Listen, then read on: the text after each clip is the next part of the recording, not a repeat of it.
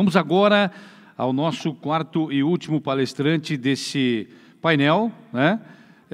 Eu mantenho o protocolo aqui do cerimonial e vou convidá-lo para vir ao palco, chamando, né, Dr. Frederico Bosquin, da BGD Rio Grande do Sul, mas ele não gosta, ele vai ficar bravo comigo.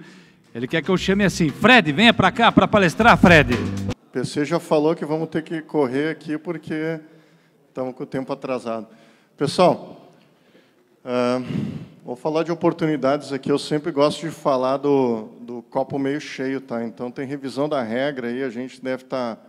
Minha palestra ela é bem menos tabelas e números aqui. Eu vou falar de ideias mais macro para a gente entender o que está por vir aí nessa nova regra do PL, o que pode ser de... Quais são as novas tecnologias que a gente vai poder aplicar no setor, o que vai vir aí pela frente quando a gente pode desenvolver novos modelos de negócio que vão muito além só do mero telhadinho, da instalação residencial, de como é que a tecnologia vai ajudar a gente a desbravar um novo mundo aí do mercado. Meu nome é Frederico, eu sou diretor da Noale Energia, a gente faz lá regulação, finanças e engenharia. Sou diretor regional da BGD, sou conselheiro do Sind Energia no Rio Grande do Sul, sou formado em Direito, MBA em Gestão, mestrado em Economia e especialista em energias renováveis lá em Engenharia. O que é o benefício do PL? Tá? Minha apresentação é meio monocromática, tá, gente? Então, não tem número aqui. Então, é um negócio bem direto e simples e reto. Gente, primeira coisa, segurança jurídica. Então, uma lei, obviamente, garante uma segurança jurídica bem maior do que uma resolução normativa, e aqui a gente foge, então, do humor da ANEEL dentro do que a gente pode pensar que seja um mercado tão grande e sujeito a um humor de um agente lá da autarquia. Base legal para isenção de ICMS. Quando a gente fala que existe micro e mini geração distribuída como característica de produção de energia para consumo próprio, isso aqui pode fundamentar um pleito que, obviamente, garante que a energia gerada para mim possa ser isenta de ICMS, de uma certa forma, embasando alguma espécie de ação judicial. Então, aqui também pode ter mais um argumento para a gente lutar pelo ICMS. Novos modelos de negócio com tecnologia e desburocratização. Primeiro artigo aqui que eu gosto de falar muito dessa questão do PL é a própria dinâmica das... É para ter laser, mas não tem, viu, PC? Não dá para ver aqui, ó. Aí, ó. Armazenamento de energia. Então, o que vai vir de novo aí no mercado novo que a gente vai ver vai ser, obviamente, uma regra que define como vão ser feitas as aplicações de baterias no mercado hoje que a gente tem de energia solar. Então, basicamente, eu coloco do lado a regra e coloco do lado de lá o que a gente pode ter de modelos de negócios novos e o que pode surgir disso. Então, do lado de cá está a regra, do lado de lá está o dinheiro.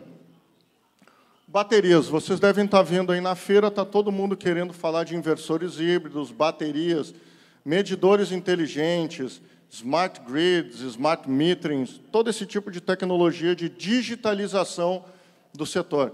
A Marina fala... Marina, tu cita, eu também te cito, tá? A gente fala da digitalização, descarbonização, descentralização, mas eu, particularmente, gosto do quarto D do setor, que é descomplicar o setor. Então, a gente tem que ter alguma coisa que seja muito descomplicada, porque, afinal de contas, isso aqui é uma loucura para quem trabalha como advogado.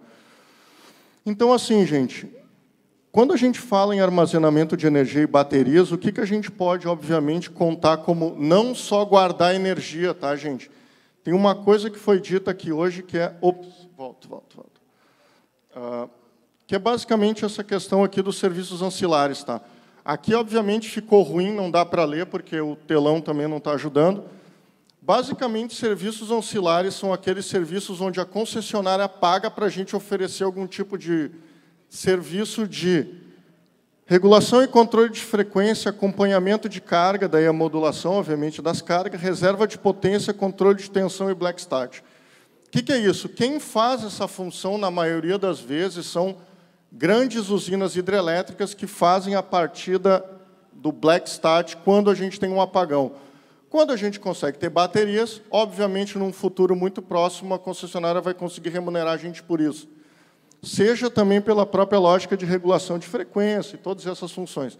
Quem trabalha na engenharia de automação, aqui vai ter um bom lugar para trabalhar, porque vai ter muita automatização e digitalização dos setores ou das redes das distribuidoras. Tá? Outra coisa, quando a gente trabalha com baterias, a gente tem duas coisas aqui que se faz. Ou a gente entrega energia ou a gente entrega potência. Tá?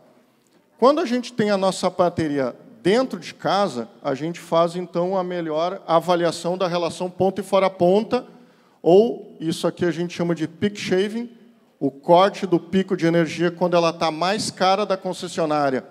Eu uso a minha energia. E também a gente chama de time shifting, que é justamente o fato de eu gerar num horário e consumir em outro. Tá? Função básica da bateria que todo mundo deve conhecer. Tudo isso vai permitir que vocês façam o quê? Vocês vão levar, então, para os clientes de vocês que já compraram um sistema fotovoltaico. Quando a nossa regra, talvez, aí do PL entrar em vigor, a gente vai ter duas coisas, então, lá na frente. O cliente vai fazer uma conta. Quanto custa mandar o quilowatt que eu gero no meu sistema para a rede e quanto custa a bateria? Se, eventualmente, o custo da rede for mais caro do que o custo da bateria num horizonte de, talvez, 10 anos, tu vai pegar e vai ligar para o teu cliente e vai falar para ele, não injeta a sua energia na rede. Compre uma bateria minha, porque a minha bateria vai conseguir dar um preço de depósito de energia mais barato que a rede. Então, vai existir uma inversão da lógica. Hoje, a rede ela é o fornecedor principal de energia, a bateria faz o backup. Talvez um futuro próximo com tecnologia, a rede seja o meu backup e o meu fornecedor principal de energia seja a minha bateria. Isso pode ser perfeitamente possível num horizonte próximo. Sistemas maiores, obviamente a bateria vai te permitir um sistema maior porque eu vou ter uma acumulação de energia bem maior. E depois, receita adicional por serviços auxiliares. Então, aqui, tudo que a gente olha é para dar uma forma de que a bateria... Por favor. Então, assim, quando a gente olha para o lado de lá, aqui a gente vai ver como é que a gente vai poder rentabilizar de melhor forma os sistemas fotovoltaicos, tá, gente? Também não vou entrar muito nos detalhes que já foram falados aqui, eu acho que todo mundo já entrou muito nisso, mas, de maneira geral, o PL ele permite que, quando a gente vai fazer geração compartilhada, uma figura que surge ali é a do condomínio civil voluntário, algumas aplicações jurídicas mais simples, mas, de fato, eu acho que a grande vantagem aqui do PL, como advogado, é a associação civil, porque ele é, de fato, muito mais simples de se fazer, muito mais simples de se montar. Ele permite que eu consiga ter muito menos burocracia, plataformas digitais, gestão autocentralizada. Então, assim, na minha cabeça, não precisaria ter nada disso como advogado. Eu acho que deveria só ter um documento onde o gerador pudesse dizer para quem ele quer vender energia, e ele assume um termo lá e assina e diz para quem ele quer disponibilizar essa energia. Isso vai ser possível através da associação civil, que, na minha visão, é a forma que vai predominar todos os formatos aí de geração para o futuro. Porque ela permite, por exemplo, que eu faça uma adesão digital a uma plataforma, sem burocracia. Posso fazer uma gestão centralizada disso, porque o artigo 4º, acho que já foi falado aqui, que os geradores, consumidor-gerador, ele pode transferir e concentrar todas as titularidades das contas de energia para um ente só. Por que isso ajuda muito? Porque isso facilita a gestão perante a concessionária. Então, se eu tenho somente uma pessoa tratando com a concessionária, eu consigo simplificar o meu processo de entrada e saída dos processos de consumo. E isso permite, por exemplo, que eu tenha plataformas digitais de controle de crédito, geração, depósito de energia, entrada e saída, aporte de dinheiro, gerenciamento de usina, gerenciamento de baterias, por exemplo. E também, gestão centralizada entra num segundo ponto, que é energia como serviço. Então, quando eu faço adesão a, por exemplo, algum tipo de associação civil, essa associação civil presta um fornecimento de energia para o meu cliente como um serviço de assinatura de energia.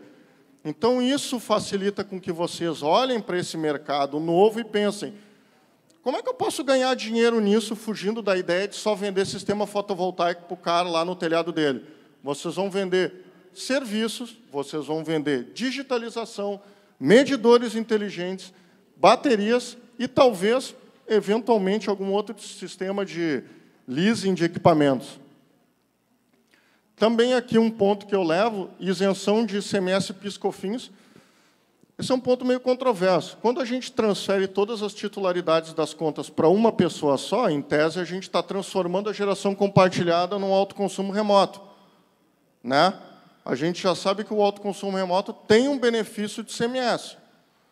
Mas daí eu levanto uma questão tributária que eu acho que o Einara, que é o cara que mais entende disso. Por que uma lei federal vai regular sobre o ICMS que é estadual? E até que ponto isso aqui é constitucional? Porque essa aqui é uma hipótese que pode excluir e entrar numa isenção de ICMS e PIS/COFINS. PIS/COFINS, ok, porque é federal. Mas como é que uma lei federal vai dizer como é que o Estado arrecada ou não o seu ICMS? Tá? Então, talvez seja um dever de casa para a gente estudar isso no momento. Outro ponto que eu acho muito interessante desse modelo novo que vem são os microgrids ou microredes, tá? Que é a integração de vários recursos de geração distribuída, armazenamento de energia e cargas e sistema de distribuição.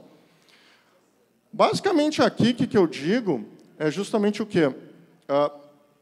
Dentro disso, tem lá os seus emucs dentro da rede. Isso pode também gerar para quem em condomínios de casas, condomínios de edifícios ou algumas agregações de consumos, a gente tenha lá alguns clientes que tenham geração, cogeração, solar, bateria, e isso pode se tornar algum produto que tu agrega para dentro do teu portfólio operando essas micro-redes. Fazendas, agroindústrias, enfim, cooperativas, eventualmente, podem usar esse tipo de recurso de micro-rede. Daí, vem um outro ponto que é justamente esse, fontes despacháveis, que eu acho que foi falado já aqui também, tá? Que é basicamente dar a característica da energia solar com a agregação de baterias para que a gente consiga ter esse tipo de característica. Então, assim, uma coisa que eu falo muito é que, quando a gente tem fontes despacháveis, a gente pode aplicar uma tecnologia que já é muito comum, por exemplo, na Austrália, que são as plantas virtuais. Sistemas de plataformas fazem o gerenciamento de baterias e sistemas de geração. Então, como isso funciona dentro desse nosso amigo aqui, esse aqui? Essa plataforma digital de geração centralizada, ela disponibiliza um sistema solar na casa de um cara e a bateria lá. O sistema de planta virtual, ele identifica com a rede qual é que é o preço da energia na rede, qual é que é o preço da energia que eu tenho armazenado na minha bateria. E eu, através de um controle remoto, organizo o despacho da energia para a rede e precifico isso de acordo com o horário da energia. A gente está discutindo hoje aí o PL da abertura, portabilidade do setor elétrico. Eu, particularmente, acho que isso devia ser discutido antes da GD, porque, na minha cabeça, Tássio, isso é a melhor coisa que pode acontecer para o setor elétrico, é a energia solar de mercado livre na baixa tensão. Porque o mercado livre na baixa tensão permite, efetivamente, que eu pague o fio para a concessionária e eu trabalhe com a minha energia da forma que eu quero ou que me interessa. E isso permite, por exemplo, esse tipo de agregação de tecnologia aqui.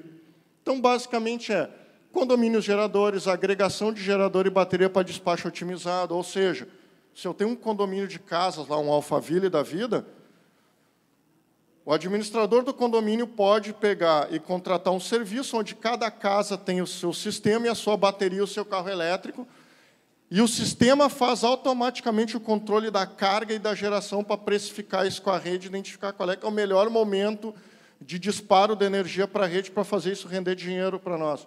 Porque o cara não vai ter em casa, deve estar trabalhando, então eu ganho dinheiro com a minha bateria, com o sistema, e não só armazeno ela para fazer o time shifting. Tá? Talvez o último ponto interessante é o sistema híbrido. Hoje, a gente não tem uma regulamentação específica para sistemas híbridos, então, o que acontece? Basicamente, é a combinação de duas tecnologias. Tem se visto muito aí na feira o pessoal falar de inversores híbridos, que são aqueles inversores que conseguem fazer uma operação, às vezes, ilhada, conseguem trabalhar com baterias e conseguem ter um... Segura aí que já está finalizando. Então, assim, desse ponto de vista, energia solar ela tem uma característica que ela se aplica para todo mundo que está aqui. Ó. Solar hidráulica, solar biogás, solar térmica e solar eólica. Obviamente, o grande problema hoje do Brasil é que a gente tem muita usina hidráulica, só que falta um acordo porque não chove. Se não chove, tem sol. Então, quer dizer que a grande vantagem hoje de uma usina hidráulica é que ela tem toda a infraestrutura de conexão dela já está construída, só que ela é ociosa. Então, se eu consigo ter uma usina cuja infraestrutura de conexão já está construída, o meu custo de instalação da energia solar vai desabar. Porque, certamente, essa usina aqui ela já tem uma conexão de alta tensão. Então, aqui vai funcionar muito para somar essas duas gerações. Biogás tem uma outra vantagem, porque eu, obviamente, controlo o despacho da minha usina de biogás. Então, eu vou gerar energia solar durante o dia, otimizo o despacho de energia e faço a injeção de energia térmica do biogás durante a noite. Também vai servir para uma usina termoelétrica. Solar e eólica, talvez alguma coisa que seja de mais grande porte. Não tenho visto muito isso na mini geração. Depois, também, só uma observação a respeito do MUSD. Então, também é muito tecnicismo aqui para o dia de hoje. Sugiro vocês que leiam o PL. Vocês vão encontrar muita coisa lá interessante dentro desse PL. Não vou, obviamente, focar na regra de transição, porque, na minha cabeça, funciona assim. A regra de transição ela importa muito mais para quem usa a rede. Quem usa a rede na intensidade vai precisar entender a regra de transição. Agora, quem usa energia no seu telhado com alta simultaneidade vai ser muito pouco impactado pela regra de transição. Então, o foco tem que ser necessariamente no cliente com telhado. E uma bateria, porque a bateria faz a substituição da rede. Então, olhando pelo copo meio cheio, a nova realidade de tecnologias do PL permite que vocês entendam que, com o foco no cliente com telhado, seja ele no Mercado Livre, como a Marina falou aqui, seja ele no mercado de GD, não interessa para vocês qual o mercado que o cliente trabalha. Vocês têm que vender um sistema fotovoltaico para ele, e a lógica tem que ser essa. E vocês têm que entender que o cliente que usa energia com alta simultaneidade é o cliente que tem que ser vendido o sistema solar primeiro. O remoto é sempre a última opção de venda de sistema solar. Feito? Foi, PC. Muito obrigado ao Dr. Frederico Bosquin, da ABGD Rio Grande do Sul.